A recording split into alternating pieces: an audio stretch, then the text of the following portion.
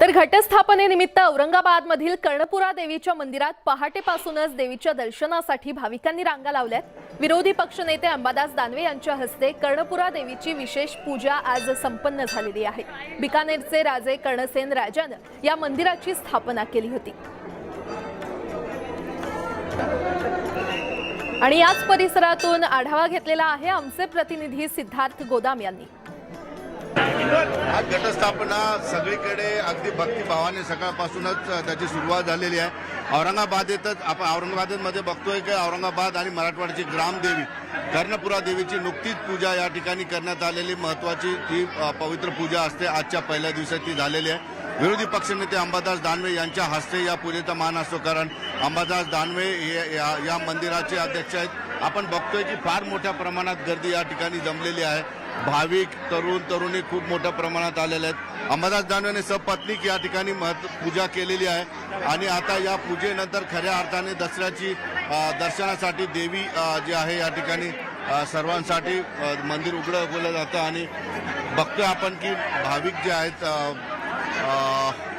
ज्या पद्धतीनं देवीची महती आहे, दरवर्षी 7 दिवस जे आहे फार मोठ्या प्रमाणात 9 दिवस गर्दी या ठिकाणी असते।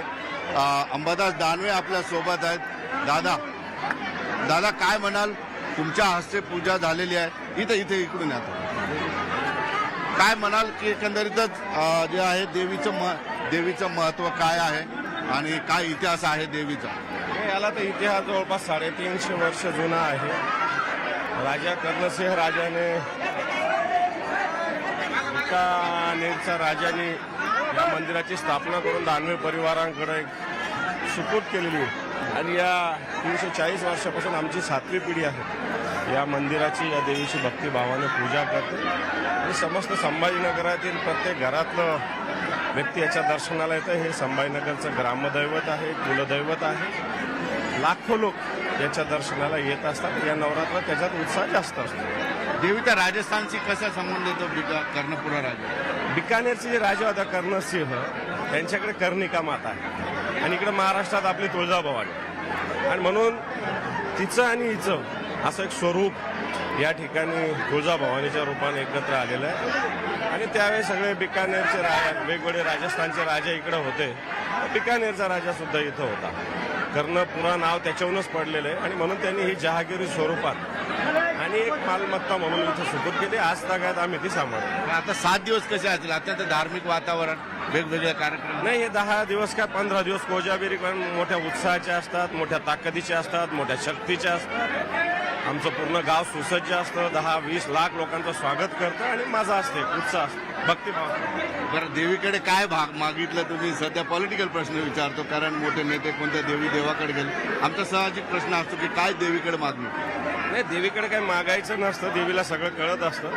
परंतु जे काही चालू आहे सध्या महाराष्ट्रात, त्याला संघर्ष करण्याची शक्ती दे, एवढंच मागितलेलं आहे।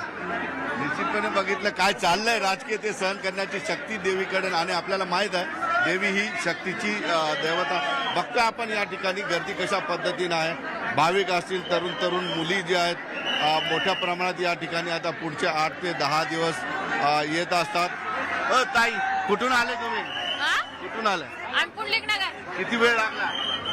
2-3 तास लागेल। तू ताई कुठून आली? 5 वाजता। किती वेळ लागला दर्शनाला? 1-2 घंटे। अच्छा ताई, तुम्ही कुठून आले? जय भोनगर। किती वेळ लागला दर्शन? 2 तास। काय वाटतं आता दर्शन सुरू झालं? छान वाटतं, दर्शन झालं चांगलं, आरती पण दर्शन झालं, आरती झाली। झालं दर्शन? हो, दर्शन झालं। आम्ही इथंच राहतो तर आम्हाला खूप आनंद झाला। 2 वर्षापासून हा पहिला आनंद। अच्छा, भेट देवीला दर्शनासाठी? हो। अच्छा, तुम्ही बोला काय बोला या समोर. फक्त आपण भाविक मोठ्या प्रमाणात या ठिकाणी कुठून आलात का? इथूनच आलो।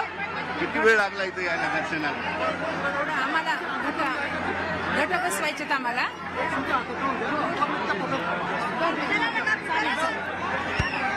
बघतोय आपण या ठिकाणी जे आहेत आलेले भाविक मोठ्या भक्तिभावाने दर्शन घेत आहेत, कारण देवीचं आता पूजेनंतर दर्शन सुरू झालेलं आहे। काय कुठून आली? किती वेळ लागला मंदिरात यायला? 1 तास। काय वाटतं दर्शन भेटलं का? आता ही गर्दी 10 दिवस अशीच राहील कारण खूप मोठ्या प्रमाणात जे आहे भाविकांची श्रद्धा या कर्णपुरा देवीवर आहे आणि आता पूर्ण दसरा 9 दिवस विविध धार्मिक कार्यक्रम या ठिकाणी आहेत, पूजा होणार आहेत, सामाजिक उपक्रम आहेत. त्यामुळं कर्णपुरा देवी पुढचे 10 दिवस पूर्णपणे हे मंदिर फुलून गेलेलं असेल भाविकांनी. सुधीर जाधवसह सिद्धार्थ गोदाम, न्यूज 18 लोकमत, औरंगाबाद.